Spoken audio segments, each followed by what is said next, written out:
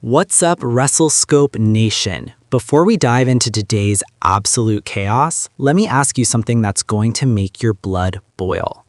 When did WWE decide that destroying a future world champion on national television was acceptable? When did Triple H's company, think it was okay to let Randy Orton, a man who should be mentoring the next generation, absolutely dismantle the one superstar who could actually save the main event scene? I'm talking about Saturday night's main event, and I'm talking about what might be the biggest burial we've seen since the last time Randy Orton decided someone's push didn't matter.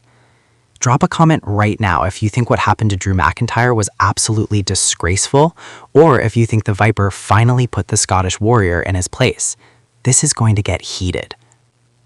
Let's rewind to Saturday night's main event, a show that's supposed to bring back the prestige of old school wrestling, the glory days of the 80s and 90s. Instead, what we got was a masterclass in psychological warfare, career assassination, and everything that makes Randy Orton the most dangerous man in professional wrestling history. But here's where it gets interesting, and here's where I need you to pay attention. Drew McIntyre walked into that arena as the man who should be the face of WWE. Think about it. He's got the look, he's got the size, he's got the charisma, the in-ring ability, and most importantly, he's got the hunger that this business desperately needs right now. The Scottish Warrior has been clawing his way back to relevance after being treated like an afterthought for months. And this match against Randy Orton on such a historic platform, this was supposed to be his moment. Instead, Randy Orton reminded every single person watching why he's called the Legend Killer, the Apex Predator, the Viper. And honestly, it wasn't even close. From the opening bell, you could see it in Orton's eyes, that cold, calculated, deadly look that has ended careers and crushed dreams for over 2 decades. Drew came out with all the fire, all the intensity we expect from him. The Claymore was locked and loaded, the crowd was electric. But here's the thing about Randy Orton that separates him from every other wrestler on the planet. He doesn't just beat you, he dissects you.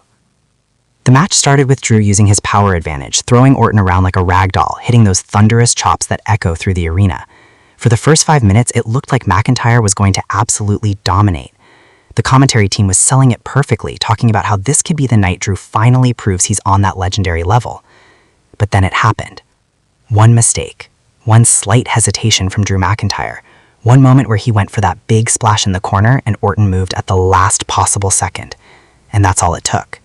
Because when you give Randy Orton an opening, when you give the Viper even an inch of opportunity, he doesn't just take it, he strikes with the precision of a surgeon and the ruthlessness of an executioner. The power slam, the vintage Randy Orton backbreaker, the methodical, soul-crushing pace that has broken the spirits of John Cena, The Undertaker, Triple H, and every other legend who thought they could out-wrestle the most naturally gifted performer WWE has ever produced. And Drew?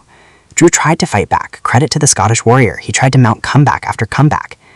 That Future Shock DDT, Orton kicked out at 1.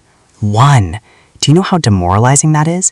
You hit one of your signature moves, something that's put away countless opponents, and your opponent doesn't just kick out. He kicks out like it was an insult to even think that would keep him down. But here's where the story gets really twisted, and this is why I need you to comment below whether you think this was brilliant storytelling or complete disrespect to Drew McIntyre's character. Randy Orton started toying with him. The smirk, the slow, deliberate movements, the way he'd have Drew beat and then pull him up at 2, as if to say, I'm not done hurting you yet. This wasn't just a match, this was a message. This was Randy Orton telling Drew McIntyre, telling the locker room, telling the WWE universe that there are levels to this business, and Drew hasn't reached the level where he can stand toe-to-toe with a future Hall of Famer.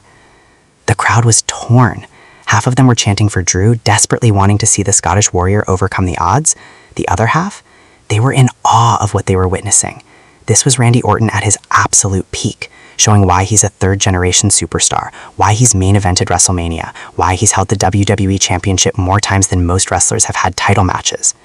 And then came the ending. Drew went for the Claymore, the kick that's ended matches against Roman Reigns, Bobby Lashley, and countless other top-tier talents. He measured up Orton, the crowd was on their feet, and you could feel that this was the moment. This was when Drew McIntyre was going to shock the world and defeat the Legend Killer on one of WWE's most prestigious stages. Randy Orton ducked. Not only did he duck, but in one fluid motion, and I need you to go back and watch this in slow motion because it's insane, Orton went from a ducking position directly into an RKO, out of nowhere. The phrase has become a meme, it's become a joke in wrestling circles, but when you see it executed with that level of precision, that level of mastery, you remember why Randy Orton is considered one of the greatest wrestlers of all time. The 3 count was academic. Drew McIntyre was done, finished, destroyed. But wait, it gets worse for the Scottish Warrior. After the match, when any normal competitor would celebrate and move on, Randy Orton stood over Drew's fallen body with that sinister smile. The referee tried to get him to leave the ring, but Orton wasn't finished. He was sending a message. He grabbed Drew, pulled him up, and hit another RKO. The crowd was in shock. This wasn't just winning a match, this was complete and utter annihilation. Now here's where I need the Wrestle Scope Nation to sound off in the comments, because this is where opinions are going to be divided. Was this the right move for WWE? On one hand, you have people arguing that Drew McIntyre's credibility just took a massive hit. Here's a guy who's been positioned as a top star, someone who could main event WrestleMania, and he gets absolutely destroyed, not just beaten, destroyed, by a veteran who, let's be honest, doesn't need the win. Randy Orton's legacy is cemented. He doesn't need to beat rising stars to prove he's great. So why bury Drew like this? But on the other hand, and this is the perspective I'm leaning towards, maybe this is exactly the fire that Drew McIntyre needs. Think about it. Every great babyface story requires adversity. Stone Cold Steve Austin got destroyed by Bret Hart before becoming the biggest star in wrestling history. The Rock was rejected by fans and had to completely reinvent himself. John Cena was told he'd never make it before conquering the business for over a decade. Maybe, just maybe, this absolute destruction at the hands of Randy Orton is the catalyst for Drew McIntyre's ultimate redemption story. Maybe this is the beginning of an obsession, a quest for revenge that leads to the most intense rivalry of 2025. Imagine Drew hunting Randy Orton through every show, every pay-per-view, getting closer and closer until he finally gets that win back at the biggest show of the year. And let's talk about Randy Orton for a second, because what he did on Saturday night's main event proves something I've been saying for years on this channel. Randy Orton is the most underappreciated performer in modern WWE history. Yes, he's a multi-time world champion. Yes, he's a guaranteed Hall of Famer. But do people truly appreciate the level of psychology, timing, and pure wrestling instinct this man possesses? At this stage of his career, coming back from the injury that nearly ended everything, Randy Orton is working at a level that makes younger guys look like amateurs. The way he controls pace, the way he makes every movement mean something, the way he can get a reaction with just a look, that's not something you can teach. This performance on Saturday night's main event wasn't just Randy Orton beating Drew McIntyre. This was a masterclass in professional wrestling. This was a reminder that while the business evolves, while new stars emerge and old stars fade away, there are some performers who exist on a completely different plane of existence. So where does this leave us, Wrestle Scope Nation? Drew McIntyre suffered one of the most devastating losses of his career on one of WWE's most historic platforms. Randy Orton proved once again why he's one of the greatest to ever lace up a pair of boots. And the WWE universe is left wondering, what's next? Will Drew McIntyre come back stronger, more determined, more dangerous than ever before? Will Randy Orton continue this path of destruction, reminding everyone that the Viper's venom is still as lethal as it was 20 years ago? Or is WWE making the same mistakes they've made before, protecting veterans at the expense of building new stars? I want to hear from you. Drop a comment right now telling me Team Drew or Team Randy.